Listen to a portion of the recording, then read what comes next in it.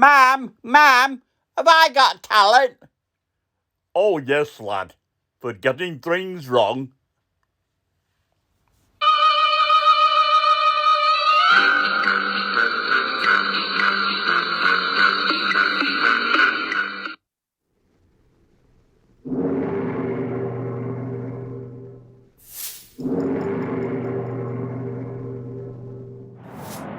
Good afternoon, everybody. Time drags on. It's now evening time, but I've been a bit lazy. Let's get on with things. First things first, a little word, because I'm intending to send Britain's Got Talent to the trades description people. Not because Britain hasn't got talent. No, nothing wrong with that. And I'm not being jingoistic. Okay, I'm quite happy, but the title of Britain's Got Talent rather does imply that the show that you're going to watch is about Britain's talent, and it's not. As I will explain. Britain's Got Talent. Well, I'm sure we have. And we've got a wonderful array of judges who are all from Britain. And Anton Decker from Britain. But then what do we have? We have two spoon players from Russia. And then we have a magician from Sweden. And we have a pianist or a strip pianist from the Philippines. And then it just goes on and on. We've got an umpire, a flame-throwing umpire man from Germany. And a very weird dance group from Barcelona. And there was another singer from Russia as well. That means that more than half the acts that they had on the programme were not even from Britain.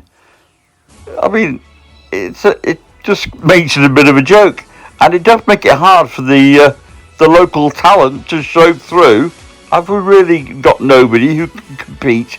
And all these countries that these people are from, they all have their own competitions. Oh well. Why am I bothered? Britain's Got Talent. Here's today's question from the chase. And we're going to do the result at the end of it.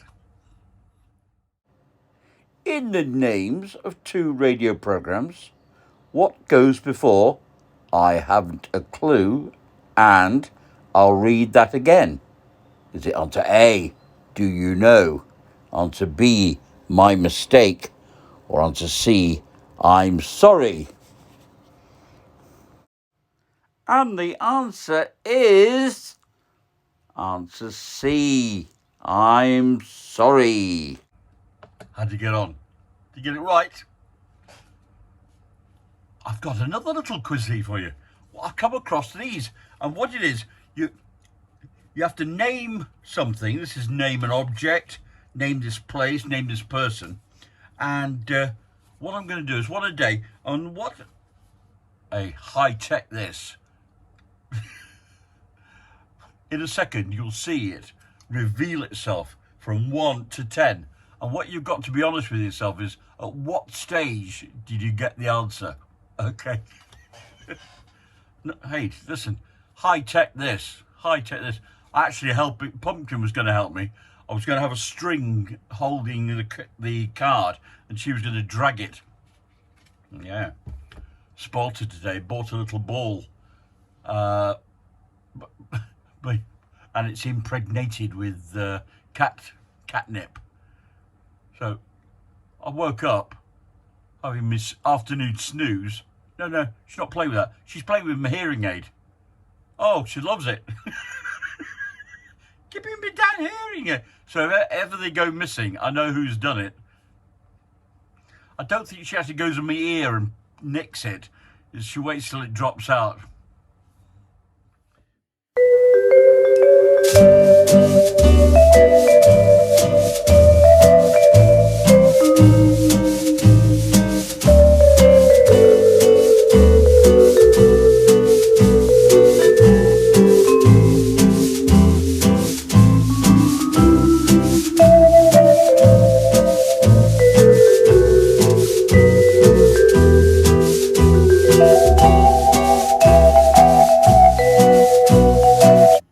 say, I'm not a medical man, and I'm not really in a position to answer your medical queries, but I have had a request from a Mr. Jackson of Heaton Moor, who says to me, one of my testicles is hanging lower than the other two.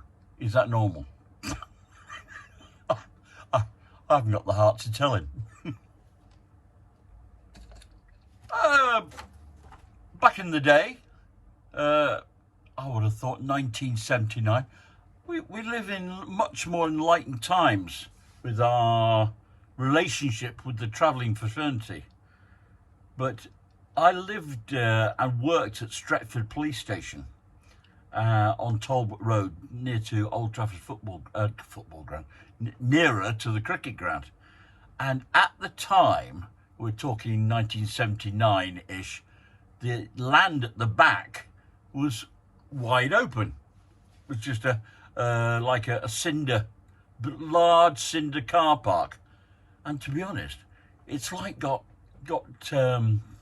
it's got gypsy or travelling encampment written all over it. And they duly arrived, a lot of them. So they literally move in next to the police station. All we had in between us was a low fence. So, and when they arrive, do you know it that they've arrived? The calls came in from the local pubs that they were causing trouble, local people having stuff missing from their sheds, and basically you have a miniature crime wave. I'm sure none of it was down to the travelling fraternity, but they might have been a bit. So the sergeant decided that the people were going to move. This sounds very bad. So at 5 o'clock in the morning, or it could have been even earlier, he got 6 of his trusty warriors to creep in the darkness to in close vicinity to the caravans, and then we armed ourselves with small pieces of gravel. Basically, we lobbed these up into the air, and oh dear, they fell on the caravans. Well, you can imagine these metal caravans. Oh my God, the noise was deafening. I thought it was out of order. But strangely, the travelling fraternity didn't want to be our neighbours anymore, and they moved. By the next night, look, they're gone. Oh, naughty people. I think it's important that everybody should have the skill of storytelling. I think it's a dying art. And to this end, I found these in the drawer, and they're called story cubes. Okay? Story cubes. And the principle is, I'll open them. It's rather nice. So you take the sleeve off, then it's in a magnetic little lit flap, and then you take the instructions out, and you're given nine dice, but they're not dice like with numbers on. They've got symbols on. I'll give you an illustration. Right, I've got a light bulb on, a clock. Oh, was that a clock with somebody? Oh, somebody sleeping. A quotation marks. A clock with 4 o'clock. Is it 4 o'clock or is it 10:30? I think you can choose. An arrow. And basically what you do is you get all the dice, okay, and then you drop them, and then you have to make up a story. Okay, so I've now grouped them together.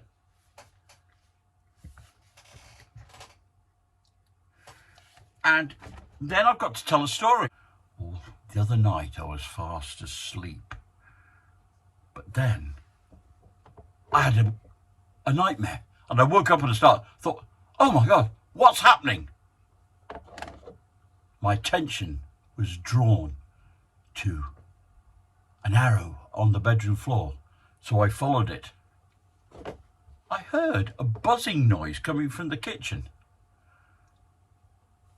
So I got my hand and I cupped up the bee that was buzzing on the windowsill, and the bee was walking around on a card, and it was a letter to America. There it is. There's a letter to America. So the next day I booked a flight to America on the plane. Okay. When I got there, I was walking towards a house, and the letter slipped out of my pocket, and this sheep came out of a field and ate the letter. I thought, this is a bit strange. But as it ate the letter, I got smaller and smaller and smaller. So when I got to the house, I could get into the house through the keyhole. And guess what I found in there? So I promise you, I know it's a ridiculous story, but considering I've just thought of that story off the top of my head, and if you play it with kids, it's a great way. And it's called Story Cubes, all right? And of course, if you multiply the number of every single dice has got 6 symbols on it, so you've got 9 times, you've got 54 different symbols. Oh God! And the number of possibilities and the order you got.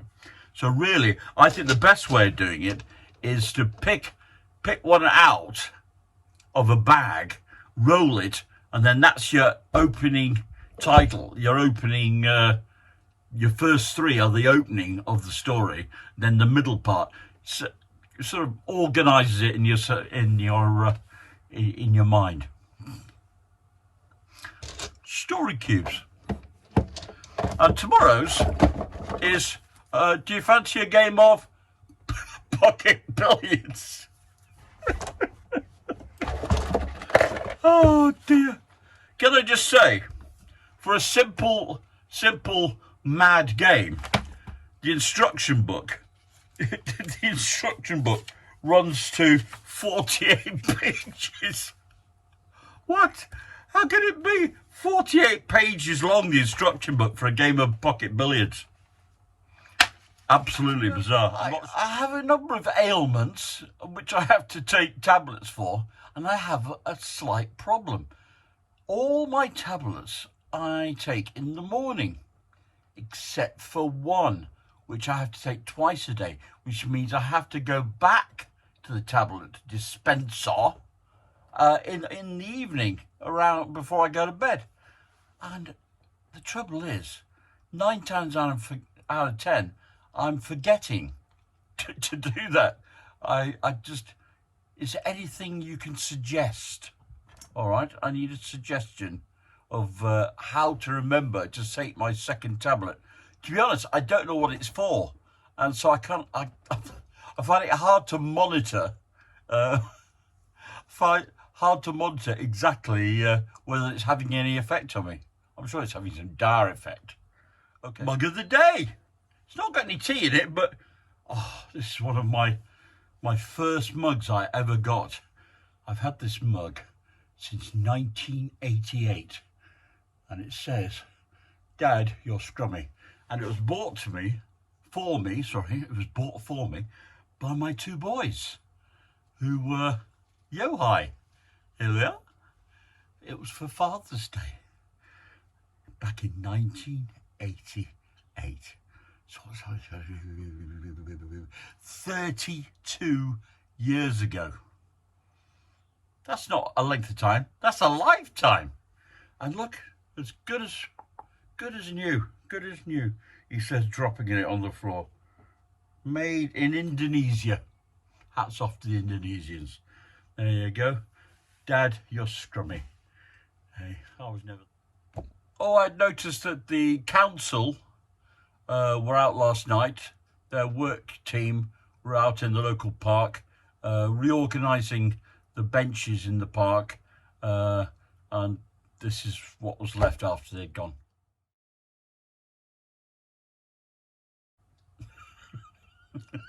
Well, people, that's it for my video cast, my Monday video cast. All I've got to do now is sit down. I very sadly just noted on the screen, obviously I do this on my excellent iPhone 11, and come on iPhone, give us a new phone. iPhone telling me that the traffic is light. If you leave now, it will take 29 minutes to get to the Lowry to see Les Mis.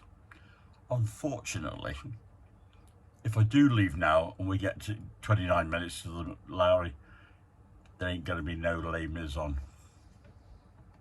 But the good news is, I've been told it's back next year, and my tickets, whenever they arrive, will be valid for it. I've actually been given the date for it, so there you go. And Darren Brown. The only one that's not back at the moment is Phantom of the Opera, and I'm still waiting for my money back from that. About 300 quid for four tickets. It's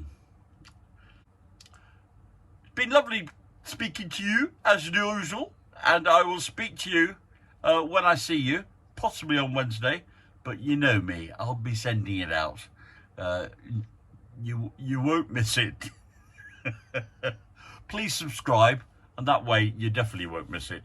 Okay, and of course, who has the last word? My friend the pig.